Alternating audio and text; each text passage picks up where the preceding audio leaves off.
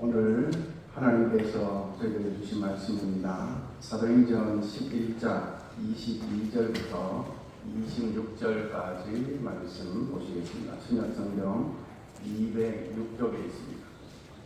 제가 말씀을 봉독합니다. 예루살렘 교회가 이 사람들의 소문을 듣고 바나바를 안디옥까지 보내니 그가 이르러 하나님의 은혜를 보고 기도하여 모든 사람에게 굳건한 마음으로 주와 함께 머물러 있으라 보나니 바나바는 착한 사람이요 성령과 믿음이 충만한 사람이라. 이에 큰 무리가 주께 더하여지더라. 바나바가 사울을 찾으러 다소에 가서 만남에 안디옥에 데리고 와서 둘이 교회에 1년간 모여 있어 큰 무리를 가르쳤고 제자들이 안디옥에서 비로소 그리스도인이라 일컬음을 받게 되었더라. 아멘. 앞이라고 인사합니다. 사랑합니다. 축복합니다.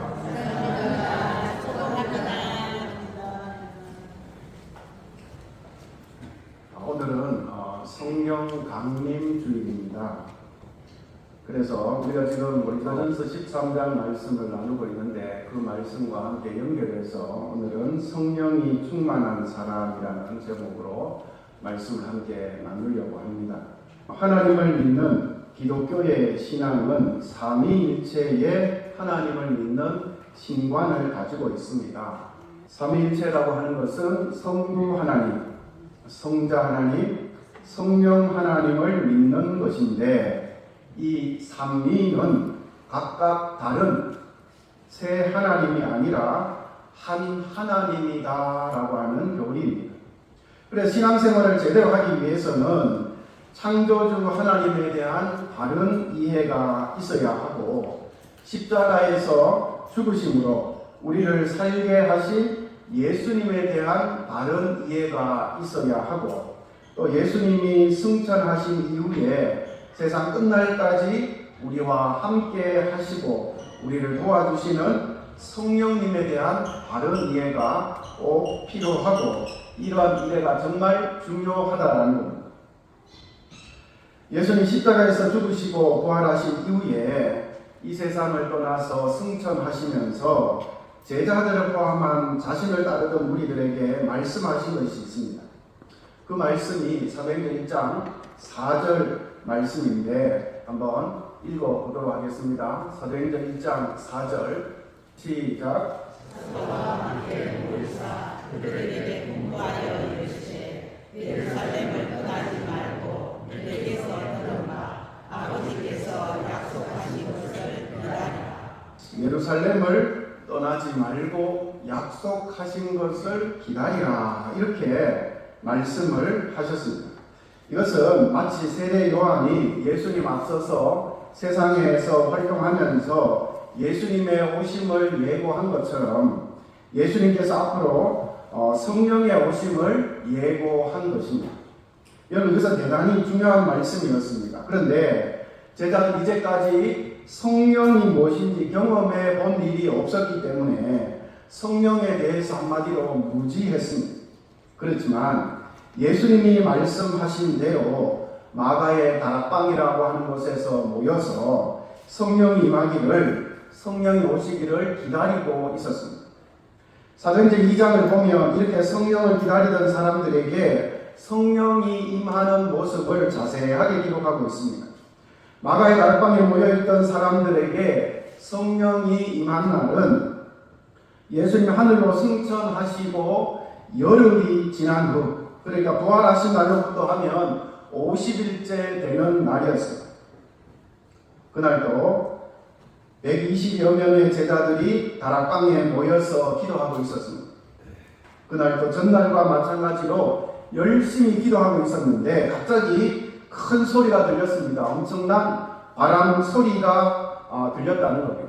사도행전 2장 2절에 보면 급하고 강한 바람 소리라고 했지만 이 급하고 강하다라는 것이 어느 정도인지 설명이 되어 있지는 않습니다. 하지만 예루살렘에 모여있던 수많은 사람들이 그 소리를 듣고 무슨 일이 벌어졌는지 무슨 일이 터진 줄 알고 몰려들 정도였다고 생각해보면 그 소리가 엄청난 소리였다라는 것을 알 수가 있습니다. 이렇게 큰 바람 소리와 함께 사도행전 2장 3절에 보면 하늘에서 불이 내려와서 120여 명의 사람들 각자의 머리 위에 마치 불의 혈처럼 갈라지는 불꽃이 머물러 있었습니다. 이 말씀은 한 사람 한 사람에게 성령이 예외 없이 임했다라는 겁니다. 어떤 사람은 성령의 불꽃이 없고 어떤 사람은 성령의 불꽃이 있는 것이 아니라 120여 명의 남녀노소 각 사람 머리 위에 성령의 불꽃이 머물러 있었습니다. 그리고 또 어떤 일이 일어났는가 하면 성령이 임하게 될 때 분명 서로 다른 언어를 사용하던 사람들이었는데 서로의 말이 통하게 되었다는 겁니다. 그러니까 성령이 임하기 전과 성령이 임한 후의 차이가 엄청났습니다. 성령이 임하기 전까지는 목숨이 어떻게 될지 무서워서 다락방에 숨어있던 사람들이 성령이 임한 후에는 목숨을 아까워하지 않고 복음을 증거하는 용기 있는 사람이 되었습니다. 또한 사람들은 서로를 사랑하게 되었습니다. 자식의 것을 아끼지 않고 서로를 위해서 나누어 주었습니다. 진심으로 하나님을 찬양하며 기쁨으로 신앙생활을 하게 되었다는 겁니다. 이렇게 성령이 임한 후에 비로소 교회가 세워지고 선교가 시작이 되었던 것입니다. 만약 성령이 임하지 않았다면 이들은 여전히 무서운 가운데 있었을 겁니다. 선교도 이루어지지 않았을 겁니다. 예수님이 기다리라고 하셨던 성령, 그래서 초대교회에 임한 성령은 그리스도인에게 한마디로 그리스도인으로 살아가게 하는 에너지와도 같았던 것입니다.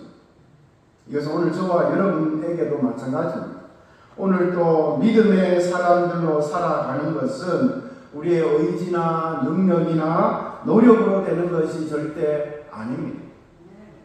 성령 하나님께서 초대교회 성도들이 임했던 것 같은 성령의 역사가 오늘 우리에게도 있을 때에만 가능하다는 사실을 여러분 믿으시기를 진심으로 축복합니다. 그런데 우리가 초대교회의 성령이 임한 장면을 보면서 주의해야 할 것이 있습니다. 그것은 잘못된 환상을 가지면 절대 안 된다라는 것입니다. 오늘날도 이런 현상이 좀 일어났으면 좋겠다. 바람 소리가 확 나면서 불꽃이 앉아있는 사람들에게 임한 것처럼 오늘 우리 모든 사람들 머리 위에 임하면 얼마나 좋을까? 또는 처음에 성령 받은 사람은 입이 열려 방언을 말하고 성령이 불같이 임해서 가슴이 후끈후끈 달아오는 체험을 했다는데 왜 나에게는 그런 일이 없을까? 나에게 성령이 안 계시는 것일까? 그런 생각을 하는 일이 없어야 한다라는 겁니다. 간혹 보면 어떤 교회에서는 어떤 식으로 방언을 꼭 해야 하고 가슴에 한번 후끈해져야 성령 받은 사람이라고 그렇게 말하고 하는데 그것은 옳은 것이 아닙니다. 여러분 오순절 성령 강림과 같은 사건은 반복되지 않습니다. 이것은 마치 예수님이 세상에 오신 것과 십자가 사건이 반복되지 않는 것처럼 성령이 지상교회에 임하시는 그 첫 번째 드라마와 같은 사건은 반복되는 것이 아니라는 겁니다. 왜냐하면 예수님의 십자가 사건이 지금도 유효한 것처럼 초대교회에 임한 성령의 역사는 지금도 계속되고 있기 때문입니다. 그 다음 제가 여기서 여러분 한 가지 질문을 드려보겠습니다. 한번 잘 생각해 보시고 답을 해보시기 바랍니다. 여러분에게 성령이 있습니까? 이 점을 좀 더 쉽게 하면 이렇게 한 질문을 드릴 수 있습니다. 여러분은 예수님을 믿으십니까? 예수님을 믿는다면 여러분들에게 성령님이 함께하고 계심을 믿으시기를 바랍니다. 사도행전 2장 38절에 분명하게 이렇게 기록이 되어 있습니다. 읽어봅니다. 너희가 회개하여 각각 예수 그리스도의 이름으로 세례를 받고 죄 사함을 받으라. 그리하면 성령의 선물을 받으리니. 아멘. 그러니까 예수의 이름을 믿으면 성령을 선물로 받는다라고 말씀하는 겁니다.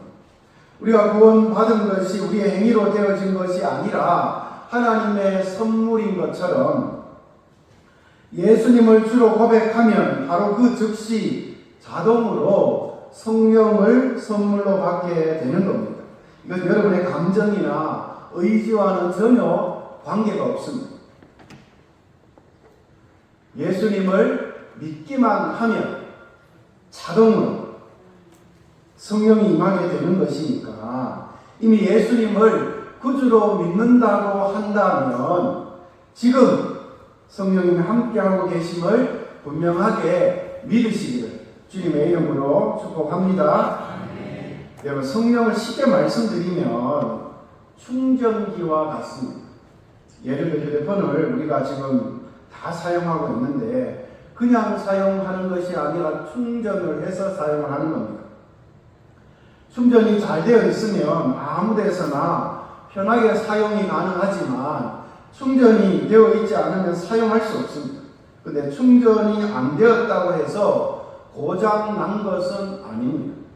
충전하면 사용할 수 있습니다. 그래서 데살로니가전서 5장 19절에 보면 성령을 소멸하지 말라고 말씀하고 있고 에베소서 5장 18절에도 보면 오직 성령의 충만을 받으라 이렇게 말씀하고 있습니다. 그러니까 예수님을 믿는 모든 사람에게 성령이 주어지게 되는데 모두 다 성령이 충만한 것이 아니라 충만할 수도 있고 약할 수도 있다라는 겁니다.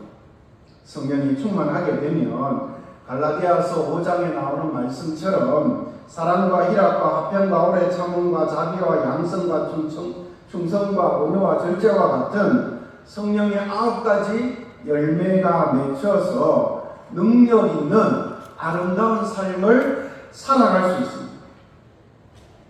하지만 성령이 충만하지 못하면 약해집니다. 하나님의 음성이 들리지 않습니다. 하나님의 뜻이 무엇인지 알 수가 없습니다. 그래서 늘 힘들고 불안하고 걱정되고 염려 가운데 살아가게 되는 것입니다.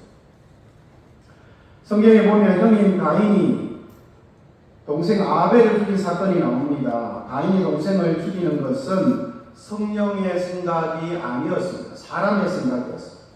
다윗이 우리아의 아내 바세바와 범죄한 것 인간적인 생각이었습니다. 하나님은 아브라함이 그 아내 사라를 통하여 자식을 얻기를 원하셨지만 아브라함 여종인 하가를 취해서 아들을 얻겠다고 생각을 했습니다. 이건 역시 인간적인 생각입니다. 예수님께서 베드로에게 자신이 잡히실 것과 십자가에 죽으실 것을 말씀하셨을 때 베드로가 그리 마옵소서 그렇게 하면 안 됩니다 라고 말을 합니다. 이때 예수님께서 베드로에게 이렇게 말씀하시죠. 마태복음 16장 23절 읽어봅니다. 예수께서 돌이키시며 베드로에게 이르시되 사탄아 내 뒤로 물러가라. 너는 나를 넘어지게 하는 자로다. 내가 하나님의 일을 생각하지 아니하고 도리어 사람의 일을 생각하는도다 하시고. 이 말은 베드로가 사탄이 되었다라는 것이 아니라 베드로의 생각이 성령의 생각이 아니라 육의 생각이었다라는 것.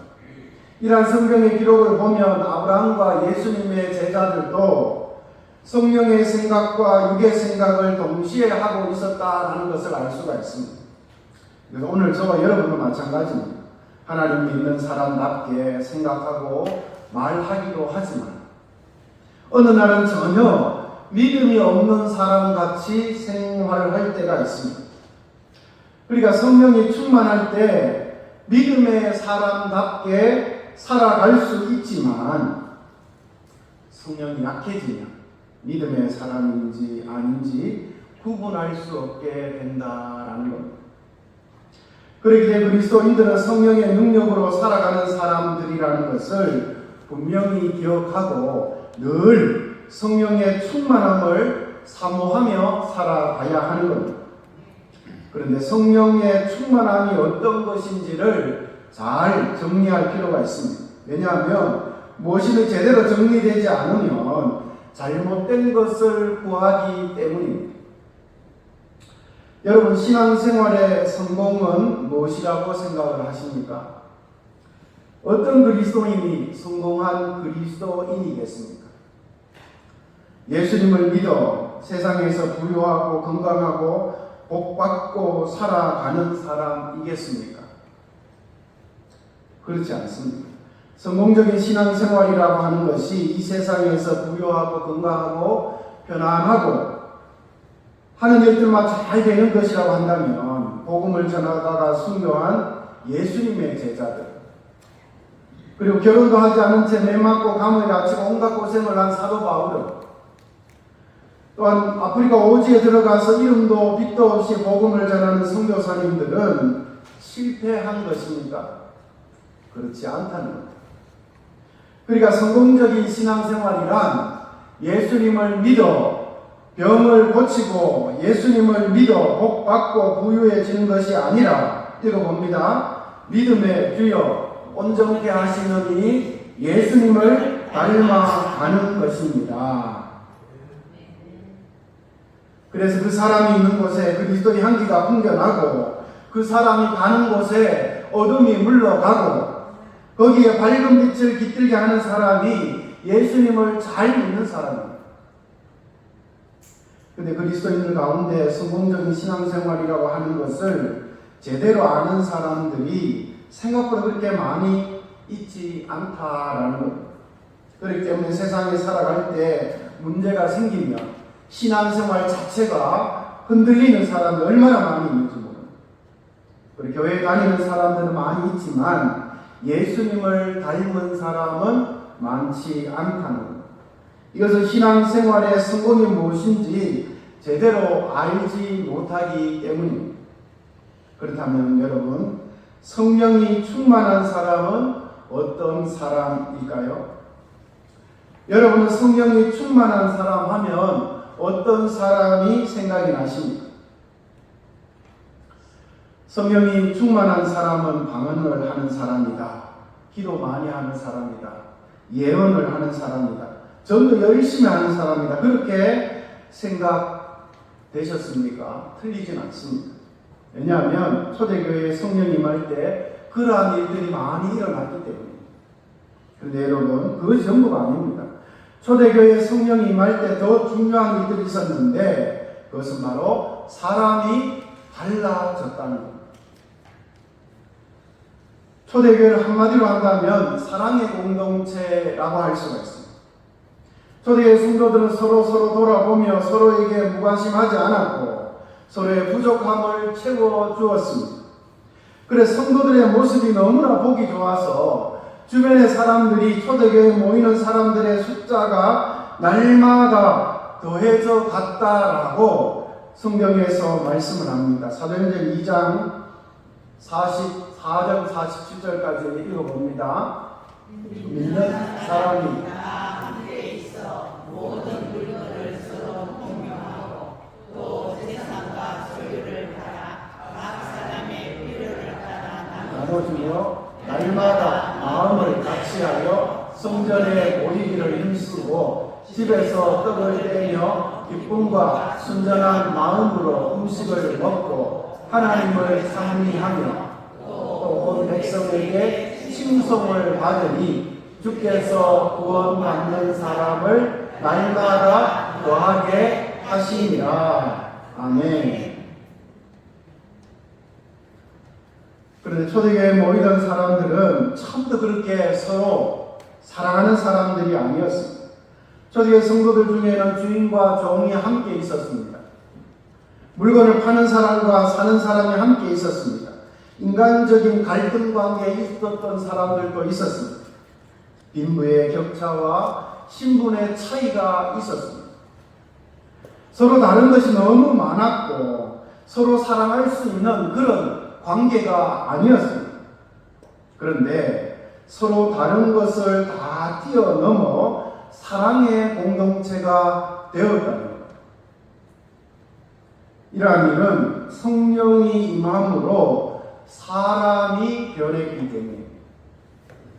성령의 역사로 사랑의 사람으로 변화되었기 때문이었습니다.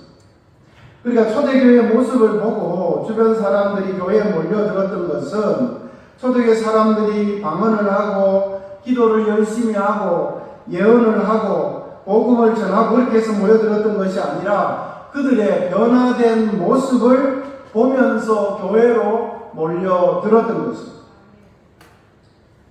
이처럼 초대교회에서 가장 중요한 변화는 사랑의 사람으로 변화되었다는 것입니다. 성령 충만은 사랑의 사람으로 변화되는 것임을 분명하게 말하고 있는 겁니다. 예전에 다닌 교회 여자 집사님부터 기쁜 소식, 기분 좋은 말을 들은 적이 있습니다. 남편이 교회 나오면서 많이 달라졌다는 겁니다. 전에 남편이 연례 행사처럼 교회 한 번씩 나와 주었습니다. 그리고 그렇게 교회에 나오는데도 생색을 내었습니다. 그런데 가정에 좀 문제가 있어서 남편이 꾸준히 교회에 나오기 시작한 겁니다. 그 여자 집사님은 남편이 이렇게 교회를 나오면서 달라졌다는 겁니다. 어떻게 달라졌는가 하면 남편이 성경을 읽고 기도를 하면서 달라진 것이 아니었습니다. 그냥 교회에 나오면서 남편이 착해졌다는 겁니다. 저는 대단히 부정적이고 성격도 급한 사람이었는데 교회에 나오면서 긍정적인 사람이 되었고 화도 잘 내지 않는다고 합니다. 저 그 말을 들으면 기분이 너무 좋았습니다. 왜냐하면 그렇게 변화되는 것이 성령이 임한 사람의 모습이기 때문입니다.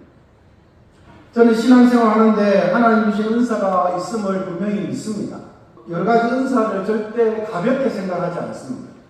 그런데 병 고친 은사를 받아도 방언의 은사를 받아도 예언의 은사를 받아도 사람이 변화되지 않을 수 있다는 사실입니다. 실제로 변화되지 않은 사람들을 많이 봤습니다. 성령의 충만함이라는 것은 은사의 충만이 아닙니다. 성령의 충만은 예수님을 믿어 사랑의 사람으로 변화되는 것입니다. 그런데 많은 그리스도인들이 성령 충만의 기준을 사람의 변화로 보지 않고 몇몇 특별한 은사로 생각하고 있는 모습을 볼 수 있습니다. 이것은 성령 충만의 기준이 잘못된 것입니다. 그래서 예수님을 믿으면서도 사람이 변화되는 것을 별로 기대하지도 않고 변화되지 않는 모습에 별로 문제의식도 느끼지 못하는 모습에 문제가 있는 것입니다. 우리는 오늘 주신 말씀에서 성령이 충만한 한 사람을 만날 수 있습니다. 그 사람 바로 바나바입니다. 오늘 주신 24절 말씀 읽어봅니다. 바나바는 착한 사람이요 성령과 믿음이 충만한 사람이라 이에 큰 무리가 죽게 더하여 지더라. 바나바가 어떤 사람이라고요? 성령과 믿음이 충만한 사람이었다는 겁니다. 그런데 성령과 믿음이 충만한 바나바는 착한 사람이었다는 겁니다. 바나바는 당시 교회의 평신도 지도자였습니다. 모든 사람들이 바나바를 인정하고 존경했습니다. 바나바가 말을 하면 신뢰가 있었고 힘이 있었습니다. 이것은 바나바가 남다른 성령의 은사를 가지고 있었던 것이 아니라 그의 삶이 헌신적이었고 겸손한 삶을 살았기 때문입니다. 사랑의 삶을 살았기 때문입니다. 바나바는 자신이 가지고 있는 재산을 불쌍한 다른 사람을 위해 나눌 수 있는 사람이었고 당시 사람들이 싫어하던 사울을 자신이 책임지고 교회 공동체로 인도하는 귀한 역할을 감당한 사람이었습니다. 사랑하는 성도 여러분, 초대교회는 좋은 교회였습니다. 성령의 은사가 많았습니다. 그런데 좋은 교회가 된 것은 성령의 은사를 받은 사람이 많았기 때문이 아니라 바나바와 같이 성령의 능력으로 변화된 사람, 성령 충만한 사람이 많았기 때문입니다. 저는 성령이 충만한 사람은 사랑이 충만한 사람이라고 생각합니다. 왜냐하면 우리가 지난 3주간 나누고 있는 고린도 13장에 보면 모든 은사가 패할 것이지만 사랑은 영원하다라고 말씀하고 있기 때문입니다. 사랑이 없으면 아무것도 아니다라고 말씀합니다. 이것이 무슨 뜻입니까? 사랑이 없으면 방언을 해도 병을 고치는 예언을 해도 아무것도 아니라는 겁니다. 사랑이 없으면 세상에서 부유하고 성공한 것도 아무것도 아니라는 겁니다. 사랑이 없고 오랫동안 예수를 믿었던 것도 목사, 장로, 권사, 집사라는 직분을 가지고 있어도 아무것도 아니라는 거죠.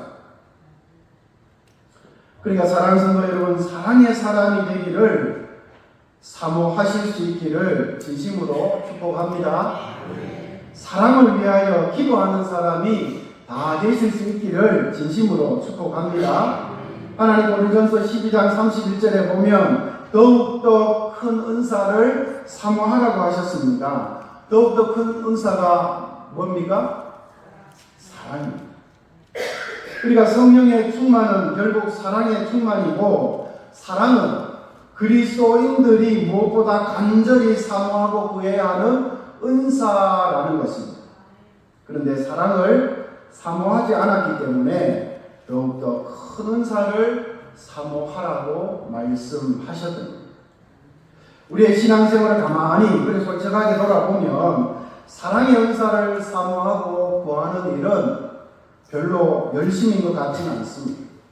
방언을 하고 병을 고치고 예언을 하고 특별한 은사들은 열심히 구할지는 몰라도 세상에 살아가는 동안 잘 살기 위해서 세상에서 필요한 것들은 작정하며 밤을 새워가며 구하지만 하나님께서 가장 큰 은사, 제일 좋은 은사라고 말씀하시는 사랑의 은사를 얻기 위해서는 별로 관심을 갖지도 구하지도 않는다는 것입니다.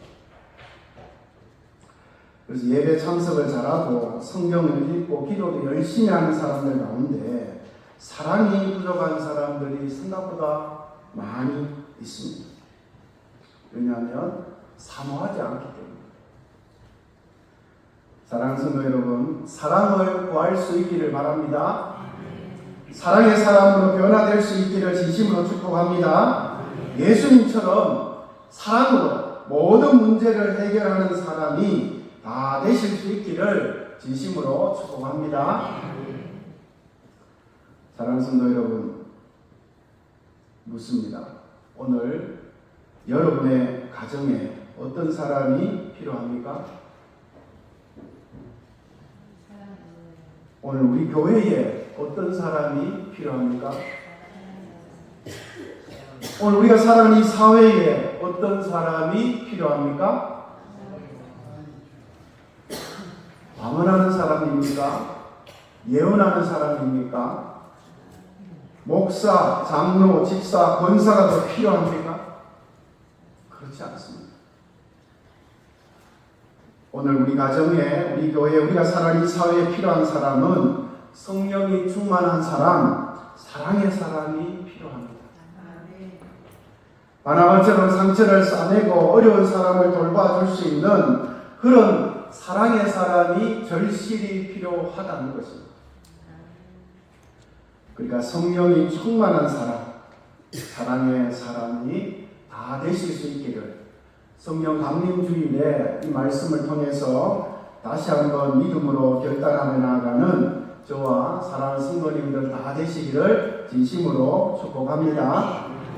그래서 이 가정이 세워지고 우리 교회가 또 든든히 세워지고 우리 지역 사회를 든든하게 세워가는 그 일들을 또한 많은 사람들을 유익한 대로 이끌어가는 그 귀한 일들을 감당할 수 있는 저와 사랑하는 성도님들이 다 되시길 바랍니다. 내가 성령이 충만한 사람이 되어야 됩니다. 내가 사랑의 사람이 되어야 됩니다.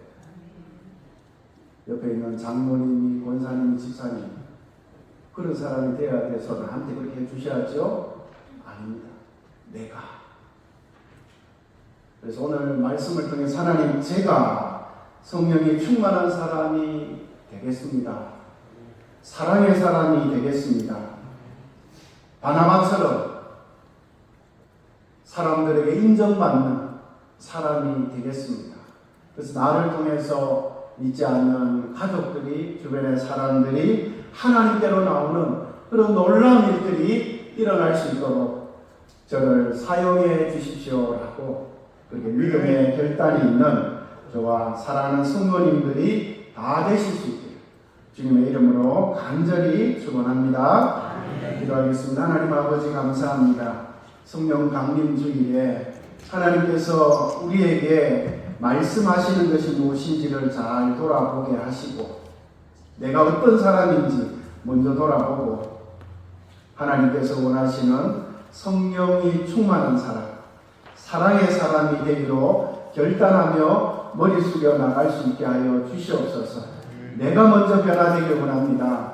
내가 성령 충만한 사람이 되길 원합니다. 내가 사랑의 사람이 되길 원합니다. 그래서 나를 통해서 가족들이, 주변의 사람들이, 만나는 사람들이, 우리 교회 성도님들이, 우리 교회가 더욱더 든든히 서가고 하나님께로 나오고 하나님의 놀라운 역사를 경험하는 복된 은혜를 허락하여 주시옵소서. 우리는 부족합니다. 연약합니다.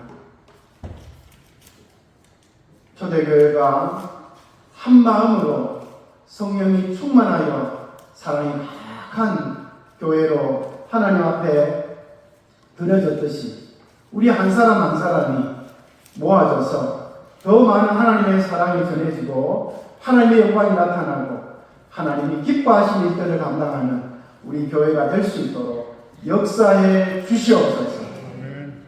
하나님 다시 한번 간구합니다. 성령이 충만한 사람이 되게 하여 주시옵소서. 사랑의 사람이 되게 하여 주시옵소서. 그래서 많은 영혼을 하나님께 인도할 수 있는 그 귀한 일에 우리 자신이, 우리 가정이, 우리 교회가 쓰임받게 하여 주시옵소서. 감사드리며 예수님의 이름으로 기도하옵나이다. 아멘.